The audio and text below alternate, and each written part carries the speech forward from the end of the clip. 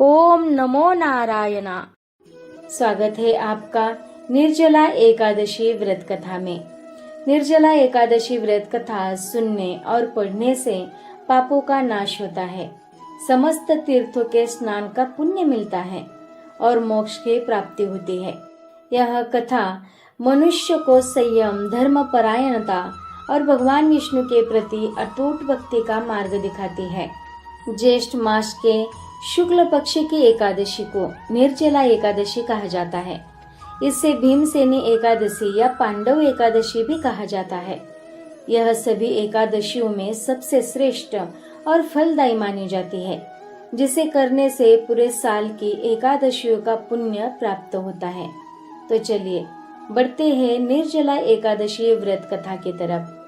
पौराणिक कथा के अनुसार महाभारत काल में जब पांडव भाइयों और द्रौपदी सहित सभी एकादशी का व्रत करते थे, तब भीमसेन को बहुत भूख लगती है। भीम अपने पेट की अग्नि वृक नामक जठर अग्नि के कारण बिना भोजन के नहीं रह पाते थे। एक दिन भीम ने महर्षि वेदव्यास जी से आश्रम में जाकर अपनी समस्या बताई और कहा, पितामह, युधिष्ठिर, माता कुंती, द्रौपदी, अर्जुन, नकुल और सहदेव मुझसे एकादशी का व्रत रखने को कहते हैं, लेकिन मैं भूखा नहीं रह सकता। आप मुझे कोई ऐसा एक उपाय या व्रत बताइए जिसे करने से मुझे स्वर्ग की प्राप्ति हो जाए। यह सुनकर महर्षि वेदव्यास जी ने कहा, हे भीमसेन, यदि तुम नरक को बुरा और स्वर्ग को अच्छा समझते हो तो प्रत्येक मास की दोनों एकादशियों को अन्न मत खाओ।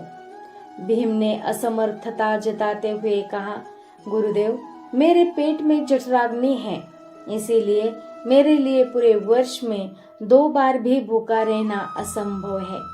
आप मुझे वर्ष में केवल एक ऐसा व्रत बताइए जिससे मेरे सभी पाप नष्ट हो जाए और मुझे मोक्ष की प्राप्ति हो। भीम की व्याकुलता और धर्म के प्रति निष्ठा को देखकर वेदव्यास जी ने कहा, हे भीम, ज्येष्ठ मास के शुक्ल पक्ष के एकादशी का व्रत करो।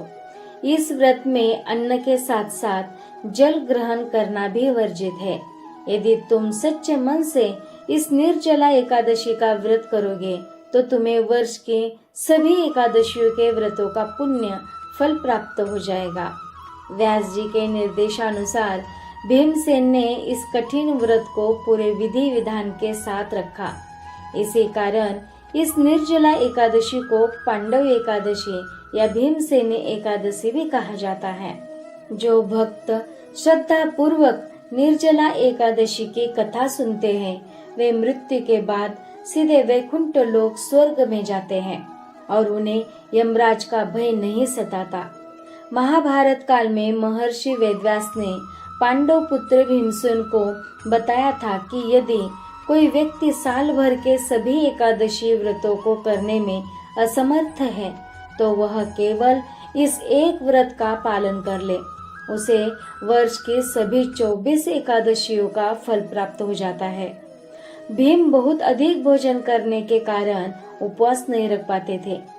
व्यास जी के कहे अनुसार इस व्रत को रखने से उन्हें भीमसेनी एकादशी का नाम भी मिला, जो हमें सिखाती है कि सच्ची लगन से कठिन तपस्या भी संभव है। इस व्रत कथा के श्रवण मात्र से अनजाने में हुए पाप और दोष धुल जाते हैं। कथा के अंत में दान पुण्य जैसे अन्न, वस्त्र, जल से भरा घड़ा और छातों का दान करने का विशेष महत्व बताया गया है, जो अक्षय पुण्य प्रदान करता है।